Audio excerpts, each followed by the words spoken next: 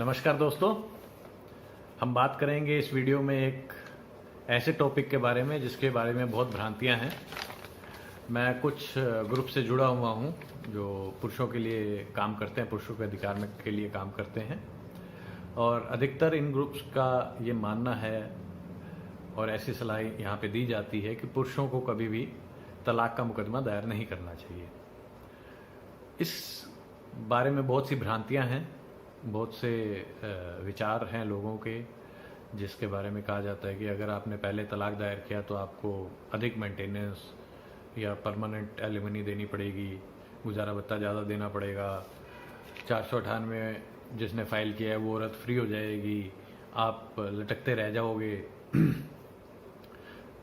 तलाक का मुकदमा सालों साल चलता है, लड़के को तलाक मिल ही नहीं सकता, लड़की की बात को ही कोर्ट जो है सच मानते हैं, किसी और बात को सच मानते ही नहीं, लड़के की बात को तो सच मानते ही नहीं कोर्ट।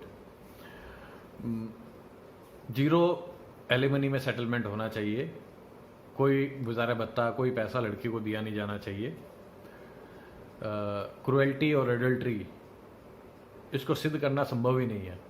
बहुत से लोग कहते हैं कि एडल्ट्री तो सिद्ध हो ही नहीं सकती, तो लड़की ने कर दिया, वो जाके कर आई, आप नहीं सिद्ध कर सकते कि उसने ऐसा किया या नहीं किया। और आखिर में ये भी कहते हैं कि 498A अगर उसमें आप बरी हो गए तो आपको तलाक तुरंत मिल जाएगा, और यही एकमात्र लड़के के पास ग्राउंड है तलाक लेने के लिए, तो इसलिए लड़के को कभी भी तलाक दायर नहीं करना चाहिए। दोस्तों, मैं इनमें से किसी भी बात को नहीं मानता।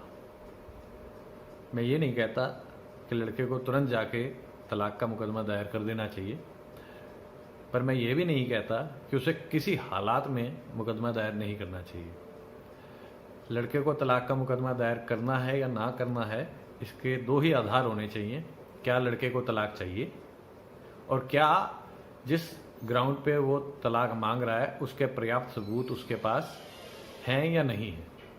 अगर ये दोनों आधार लड़के के तरफ हैं तो उसे तलाक का मुकदमा दायर करना चाहिए। अगर ये दोनों ग्राउंड लड़के के पास नहीं है तो उसे तलाक का मुकदमा दायर नहीं करना चाहिए। रही बात ये जितनी बातें लोग कहते हैं कि तलाक का मुकदमा दायर होना चाहिए, नहीं होना चाहिए, अगर आप करोगे तो क्या नुकसान होगा और नहीं करोगे तो क्या नुकसान नहीं होगा, उनके बारे में हम एक एक करके बात करते हैं। सबसे पहली बात कि अगर लड़का तलाक का मुकदमा दायर करता है तो उसे मेंटेनेंस देनी पड़ती है। अगर वो नहीं करता, लड़की करती है, तो उसे मेंटेनेंस नहीं देनी पड़ती है। ऐसी कोई बात नहीं है। हमारे यहाँ लड़की के पास तलाक लेने या तलाक के बिना भी मेंटेनेंस लेने का अधिकार है, गुजारा भत्ता लेने का अधिकार है, चाहे वो CRPC 125 का केस हो, चाहे वो घरेलू हिंसा अधिनियम के तहत हो, चाहे हिंदू एडॉप्शन और मेंटेनेंस एक्ट के तहत हो। सिर्फ और सिर्फ अगर लड़का तलाक का मुकदमा दायर करता है, वो HMA 24 में एक एप्लीकेशन तलाक गुजारे भत्ते की अतिरिक्त दे सकती है। पर अधिकतर जगहों पर, अधिकतर स्थानों पर जहाँ लड़की कमा नहीं रही होती, वहाँ कोई ना कोई गुजारे भत्ते का मुकदमा पहले से ही दायर होता है। तो लड़का तलाक दायर करता है तो शायद उसे एक अतिरिक्त एप्लीकेशन का जवाब देना पड़ सकता है, पर ऐसा नहीं है कि उसे मेंटेनेंस ज़्यादा देनी पड़ेगी अगर उसने तलाक का मुकदमा दायर किया है। एलिमनी, गुजारा भत्ता जो तलाक के बाद दिया जाता है, शायद वो कभी कभी एक मुश्त हो सकता है, पर वो लड़की ने दायर किया है, लड़के ने दायर किया है, इससे कोई लेना देना नहीं है। अधिकतर तलाक के मुकदमों में लड़के और लड़की दोनों का कंडक्ट देखा जाता है, और कोर्ट जो परमानेंट एलिमनी तय करता है वो इस बेसिस पे करता है कि गलती किस पक्ष की ज़्यादा है। दूसरी बात आती है कि 498 जिस लड़की ने दायर किया है वो आज़ाद हो जाएगी और आप जो है मुकदमे के साथ फंस जाएंगे। बिल्कुल शायद ऐसा है, पर अगर आप ज़िंदगी में रीसेटल होना चाहते हैं, आप खुद तलाक चाहते हैं, तो वो क्या करती है उससे कोई लेना देना नहीं होना चाहिए। और जब हम कहते हैं कि 99% मुकदमे झूठे हैं, उसमें लड़का बरी होता है, लड़का लड़के के घर वाले बरी होते हैं, तो हमें किस बात का डर है।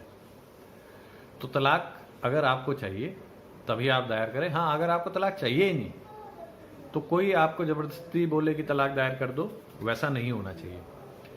बात यह है कि तलाक के मुकदमे लंबे चलते हैं, हाँ बिल्कुल लंबे चलते हैं।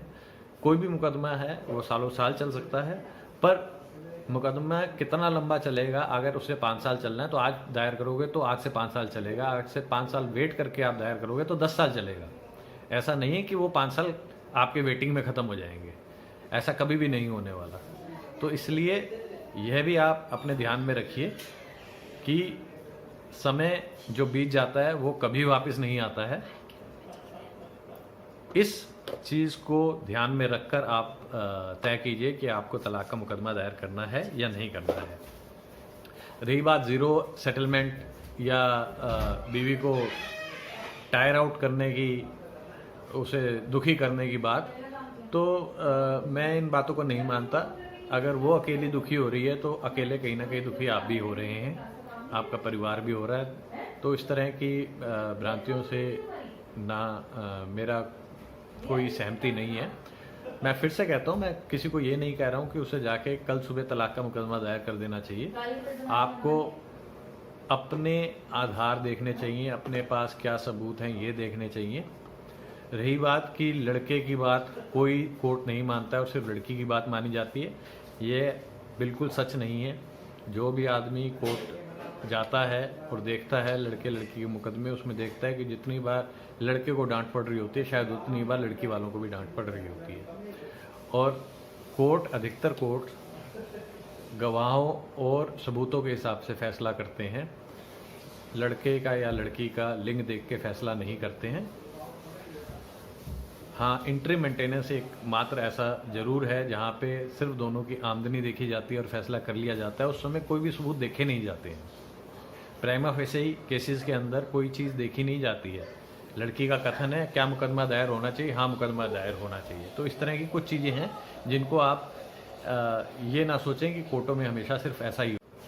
अगर आपको मेरा ये वीडियो पसंद आया है तो आप कृपया मेरे चैनल को लाइक करें और इस वीडियो को अधिक से अधिक शेयर करें। अगर आपके कुछ सवाल है तो अपने नीचे कमेंट सेक्शन में आप वो सवाल पूछ सकते हैं। मैं कोशिश करूंगा कि उनका जल्द से जल्द जवाब दिया जाए।